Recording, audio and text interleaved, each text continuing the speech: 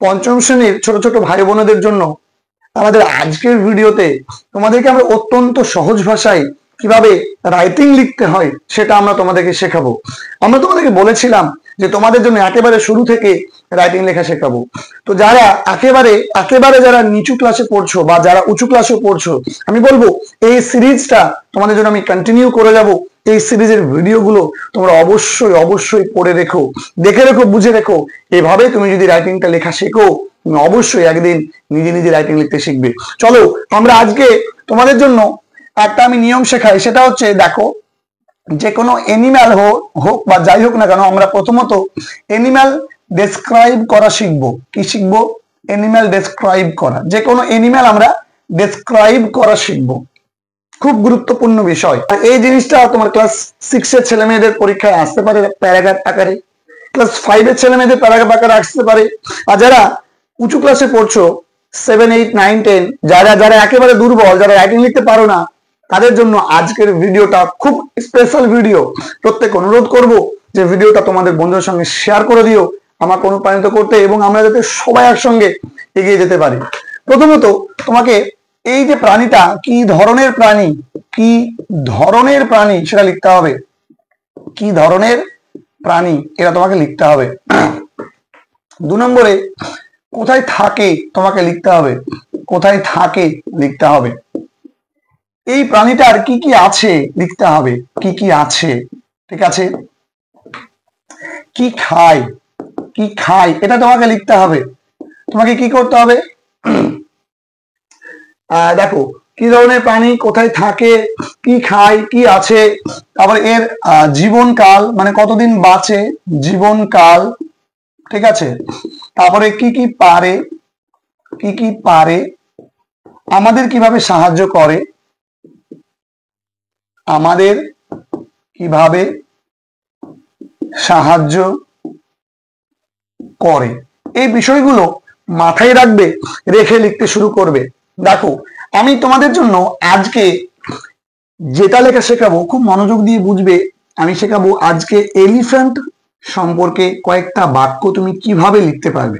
তাহলে এলিফ্যান্ট বলে প্রথমত হেডলাইন করলে, এটা কি ধরনের প্রাণী বলো। যাদের 4টে পা থাকে তাদেরকে আমরা কি বলে থাকি? চতুষ্পদী প্রাণী। তাহলে আমি বলতে পারি এলিফ্যান্ট। তাহলে বলছি দেখো, ELEPHANT, এলিফ্যান্ট। দেখো, হাতি হলো একটা চতুষ্পদী প্রাণী। এলিফ্যান্ট ইজ হলো একটা এ। চতুষ্পদী ইংরেজি হচ্ছে কোয়াড্রাপেডাল। কোয়াড্রাপেডাল এনিম্যাল, চতুষ্পদী প্রাণী। যদি কোনো প্রাণী গৃহপালিত হয়, তুমি এখানে লিখতে যে, যেমন কাউ, গরু নিয়ে, তাহলে cow is a domestic animal হলো। এবার এটাও চতুষ্পদী প্রাণী, 4টে পা আছে। তুমি কি লিখবে?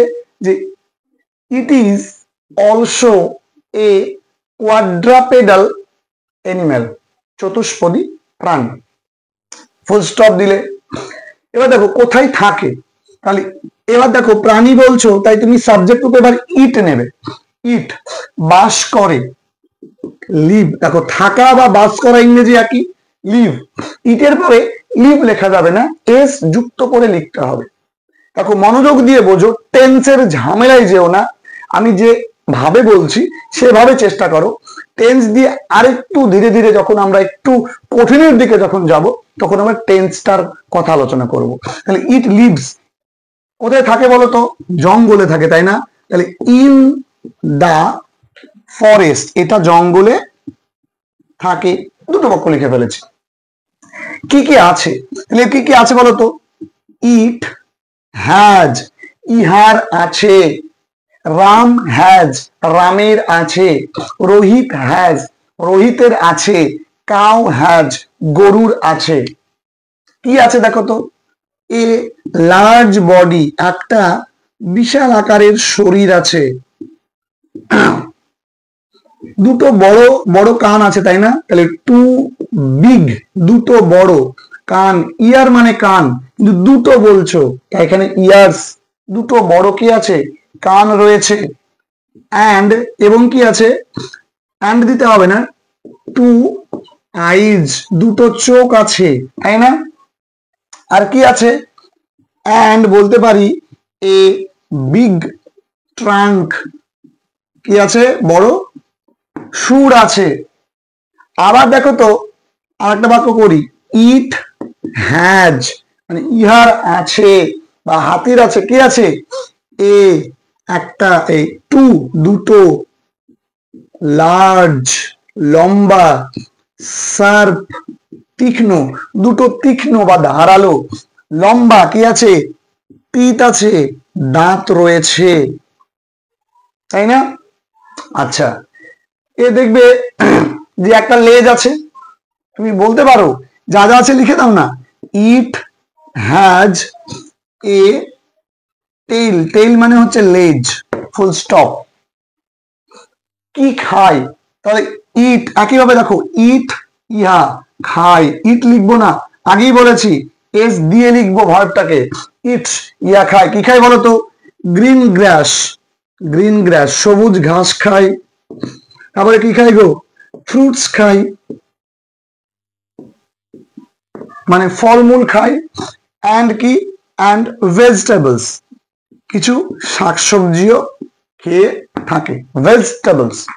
আচ্ছা, এরপরে বলেছি দেখো এর জীবনকাল, তাহলে জীবনকাল মানে কতদিন বাঁচে, তাহলে ইট লিভস, ইহা বাঁচে, ইট লিভস ইহা বাঁচে, বা একটা এলিফ্যান্ট বাঁচে, কতদিন বাঁচে দেখো, আপ টু, এলিফ্যান্ট বাঁচে কতদিন বাঁচে?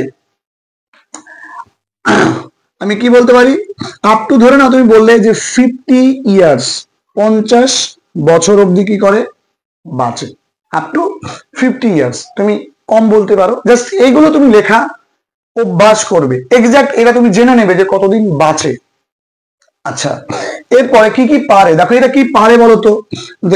ইট ক্যান, ইহা পারে, এই পারা ইংরেজি ক্যান, ইট ক্যান, ইহা পারে, কি পারে গো? বইতে পারে, বওয়া ইংরেজি ক্যারি, মানে বওয়া বা বহন করা, ইহা বহন করতে পারে, কি বহন করতে পারে গো? হেভি মানে ভারী, লোডস মানে হচ্ছে বোঝা বহন করতে পারে। আমাদের কিভাবে সাহায্য করে এটা সববার লেখার দরকার নেই, সবসময় লেখার দরকার নেই, যখন যখন দেখবে প্রয়োজন তখন তুমি লিখবে, ঠিক আছে? এবার আমি বললাম দেখো যে ইট, ইটস, ইটস মানে ইহার, বডি মানে শরীর, ইজ কাভার্ড ঢাকা থাকে, ইজ কাভার্ড মানে কি? ঢাকা থাকে, কি দিয়ে? With soft fur, F U R আর, ফার, সফট ফার মানে নরম লোম দিয়ে ঢাকা থাকে। ব্যাস এইটুকু যদি তুমি একটা এলিফ্যান্ট সম্পর্কে লিখতে পারো, এইভাবে ধৈর্য ধরে ধীরে ধীরে নিজের গ্রিপে নিয়ে এসে লিখবে। ছোট্ট বন্ধুদেরকে আমি শেখানোর চেষ্টা করলাম, যারা বড়রা দেখছো তারা এইভাবে লেখা শেখো। যদি বলো যে স্যার আরেকটু ভেঙে বলুন, আরেকটু ভেঙে বলুন, বাংলায় লিখে লিখে বোঝান, কমেন্ট সেকশনে কমেন্ট করো, তোমাদের জন্য আমি আরো ডিটেলসে আরো ভেঙে ভেঙে বোঝাবো। এরপরে তোমাদের জন্য আমি একটা হোম টাস্ক দিলাম, তোমরা ডগ সম্পর্কে কমেন্ট সেকশনে তোমরা লেখো, লিখে আমাকে জানাও, লিখে আমাকে দেখো, আমি প্রত্যেকের উত্তর চেক করে দেবো। এবং আমি আগামীতে তোমাদেরকে এই নিয়ে আমি আর একটা দিন ক্লাস দেব, তারপর আমি অন্য বিষয়ের উপরে রাইটিং লেখা তোমাদেরকে শেখাবো। তো ভিডিওটা কেমন লাগলো জানিও, যদি মনে হয় যে হ্যাঁ তোমরা ভিডিওটা থেকে শিখতে পারবে, তোমার বন্ধুদেরকেও শেখার সেই সুযোগটা করে দেও, তাই তোমরা ভিডিওটাকে অবশ্যই শেয়ার করে দিও। দেখা হবে তোমাদের সঙ্গে পরবর্তী ভিডিওতে। চ্যানেলে নতুন হলে চ্যানেলটাকে সাবস্ক্রাইব করে থেকো, চ্যানেলে নতুন হলে চ্যানেলটাকে সাবস্ক্রাইব করে রেখো। প্রত্যেকে ভালো থেকো।